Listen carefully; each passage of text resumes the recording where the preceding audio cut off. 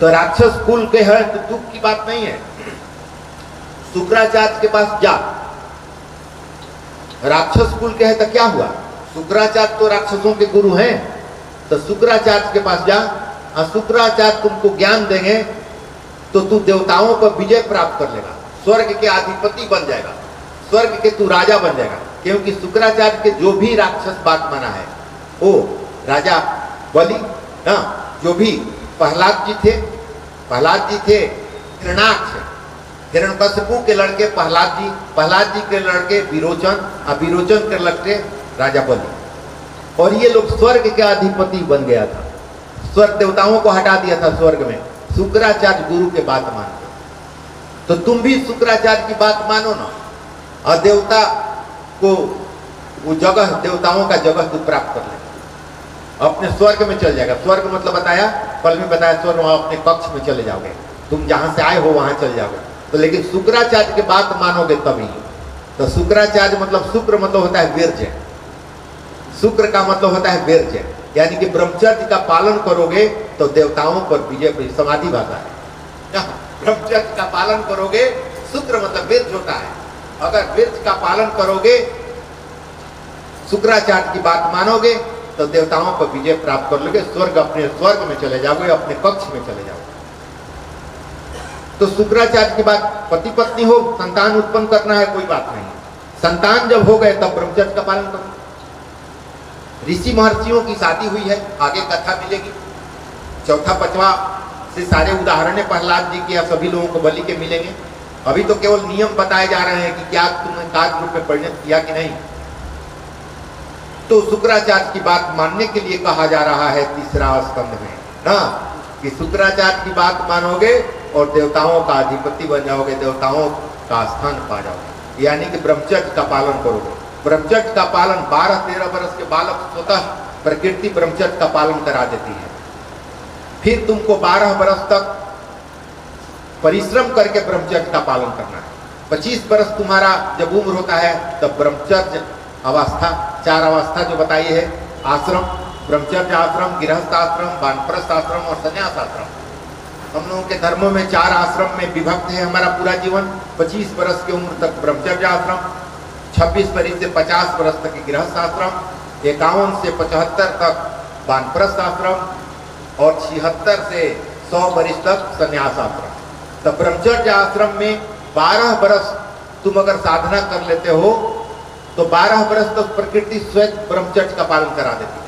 12 वर्ष के बाद तुम परिश्रम करके ब्रह्मचर्य का पालन करना है, यानी कि साधना करना है। कहा गया है ना कि 12 वर्ष साधना करोगे तो ब्रह्म का साक्षात्कार होगा, यही 12 वर्ष है। 12 वर्ष के बाद तुम गृहस्थ आश्रम में प्रवेश कर रहे हो, तब तुमको संतान की आवश्यकता है, चाहे कारोबार की आवश्यकता है, चाहे जो भी भिन्न तरह के वासनाओं की जरूरत है गृहस्थ आश्रम। तो 12 वर्ष तुम परिश्रम करेगा, 25 वर्ष का हो जाएगा तब ब्रह्मचर्य जीवन तुम्हारा पूर्ण होगा। अब ब्रह्मचर्य जीवन के दरमियान ही तुम आत्म अनुभूति करने लगोगे, ब्रह्म का साक्षात्कार करने लगोगे, ब्रह्म की अनुभूतियां हो जाएगी तो गृहस्थ जीवन में प्रवेश करोगे। गृहस्थ जीवन में जब प्रवेश करोगे तो भटकाव नहीं होगा। ब्रह्मचर्य का पालन किया, ब्रह्म का कृपा मिला, आशीर्वाद मिला, तब उसी ब्रह्मचर्य के जो शक्ति है उसी से तुम परिवार का भरण पोषण करोगे। 25 वर्ष तक संतान उत्पन्न करना, उनको रोटी कपड़ा मकान जुटाना, विभिन्न तरह की आवश्यकताओं की पूर्ति करना, उसी कमाए हुए धन को खर्चा करके ब्रह्मचर्य में जो कमाया है वही को खर्चा करना है। यानी कि जोड़ की जिंदगी ब्रह्मचर्य आश्रम हुई और घटाव की जिंदगी गृहस्थ आश्रम। जो जोड़ कर हमने बढ़ाया था, कमाया था, उसी को घटा घटा कर परिवार का भरण पोषण ना, तो घटा घटा के परिवार का भरण पोषण करने का गृहस्थ जीवन करते हैं। अब जब 50 वर्ष के हो जाओ तो वानप्रस्थ जीवन में चल जाओ, फिर गुना के माध्यम से अपनी साधना को फिर आगे बढ़ाओ, क्योंकि तूने जो कमाया था वो तो गृहस्थ जीवन में खर्चा कर दिया, और फिर कमाना पड़ेगा। तो वानप्रस्थ जीवन में जंगल में जाकर एकांत में रहकर प्रवृत्ति को छोड़कर निवृत्ति में जाकर साधना करके वानप्रस्थ जीवन बिताओ। 25 वर्ष तक साधना कर गुना के माध्यम से कमाओ। अब जोड़ के माध्यम से कमाया था और घटाव के माध्यम से खर्चा किया था, अब गुना के माध्यम से कमाओ, जल्दी जल्दी कमाओ क्योंकि समय अब नहीं है।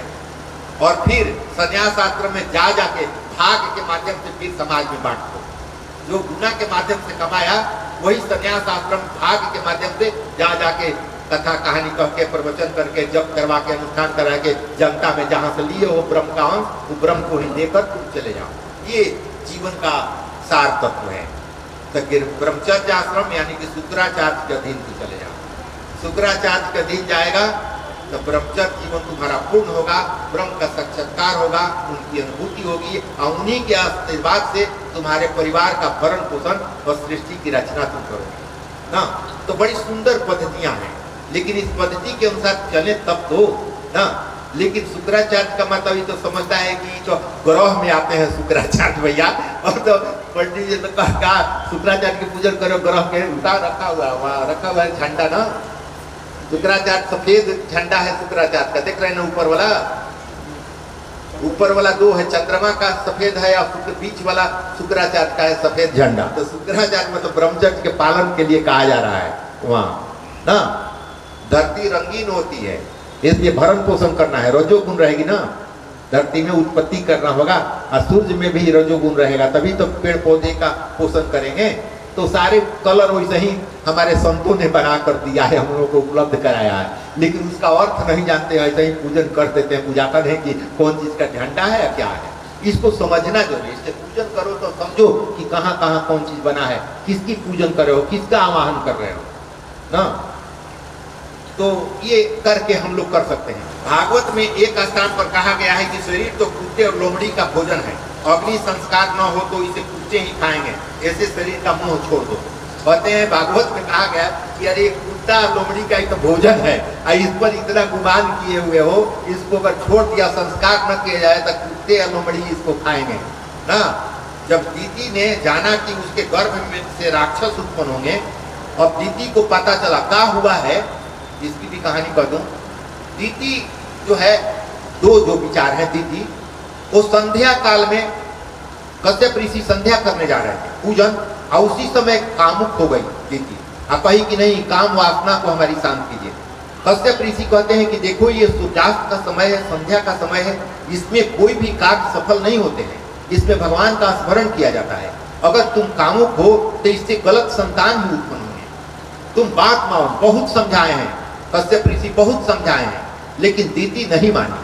दीति नहीं मानी तो कश्यप ऋषि क्या करते, पत्नी है, जैसे आज भी पत्नी की बात लोग मान लेता है ना, उसके चलते अब उसको पता चल गया कि हमारे गर्भ में तो राक्षस आ रहे हैं ना। दीति को पता चल गया कि जा कि क्या हुआ, तो कह रही है कि जब दीति ने जाना कि उसके गर्भ से राक्षस उत्पन्न होंगे तो वह घबरा गई। जब पता चला कि हमारे गर्भ में राक्षस उत्पन्न हो गए हैं ना, पति की बात में नहीं मानी, अवहेलना की, और जिसके कारण हमारे गर्भ में अब राक्षस पल रहे हैं, तो घबरा गई। तब कश्यप ने कहा कि उसका संहार करने के लिए भगवान नारायण आएंगे, धैर्य से रह, धैर्य से रह, इसमें भी कल्याण। संत इसी को संत कहते हैं कि गलत हो गई है ना, उसको कोसते नहीं है। अब दीति पहले कश्यप ऋषि समझा रहे थे, दीति नहीं मान रही थी, और दीति जब मान गई, कश्यप ऋषि जब मान गए, तो अब दीति घबरा रही है कि तो राक्षस उत्पन्न होंगे। तो कश्यप ऋषि कहते घबराओ मत, जो भी होगा, लेकिन ऐसा हमारा पुत्र होगा कि उसको मारने के लिए नारायण को आना पड़ेगा। लो, वहां भी संत कहता है कि वो खराब में भी अच्छाई जो झूठ ले ना। तो कहते हैं कि तो दीति ने कहा भगवान, तब कश्यप ने कहा कि उनका संहार करने के लिए भगवान नारायण आएंगे। तो दीति ने कहा कि तब तो मेरे पुत्र बड़े भाग्यशाली होंगे। तब दीति ने कहा कि बड़ी भाग्यशाली होगी, भगवान को आके मारना पड़ेगा, तो भगवान का दर्शन तो हो जाएगा आमने सामने, तो भगवान का हमारा लड़का हो जाएगा ना, है? तो ये भगवान कहते हैं कि देखो कंस को मार रहा तो हम में समा गया, शिशुपाल को मारा तो हम में समा गया, रावण को मारा तो हम में समा गया, कुंभकर्ण को मारा तो हम में समा गया, हिरण्याक्ष को मारा, हिरण्यकशिपु, जो हमारे विरोध में थे वो भी हमारे ही अंश है। तब मार गए, शरीर खत्म हुआ तो हम में समा गए। यानी कि ब्रह्म कितने दयालु हैं। प्रेम से भजन करोगे तब हो, और लड़ाई करोगे तब हो, तुमको अपना ही देंगे, क्योंकि उन्हीं के अंश से तुम जाओगे कहां ना।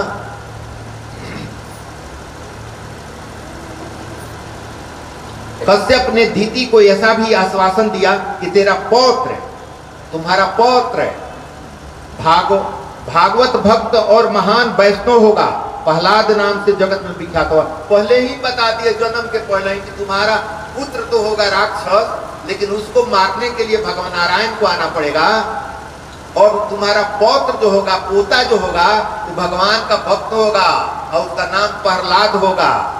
पहले ही बता दिए कितना बरस पहले, घबराओ मत, उसका भी है उपाय। इसलिए कि माता पिता दोनों सतर्क हैं, सतर्क जिंदगी जियोगे तुम्हारे खानदान में जरूर वैसे उत्पन्न हो जाएंगे। प्रहलाद का जन्म हिरण्यकशिपु के लड़के हैं, हिरण्याक्ष हिरण्यकशिपु ये राक्षस थे। ये और पूर्व की कहानी है, आगे मिलेगा कि जय विजय थे भगवान के द्वार पर, जय विजय, और उन्हीं ने ये जो मानस पुत्र है ये श्राप दे दिए हैं, और जिसके चलते 3 जन्म इनका हुआ है। पहला जन्म है हिरण्याक्ष और हिरण्यकशिपु का, दूसरा जन्म है रावण और कुंभकर्ण का, और तीसरा है ये कंस शिशुपाल, ये लोग आया है तीसरा बार। और तीनों बार अपने सेवकों को मारने के लिए विष्णु को आना पड़ा। ये दया नहीं है तो क्या है? संत ने हमारे सेवक को श्राप दे दिया तो प्रभु को आना पड़ा अपने सेवक को ले जाने के लिए।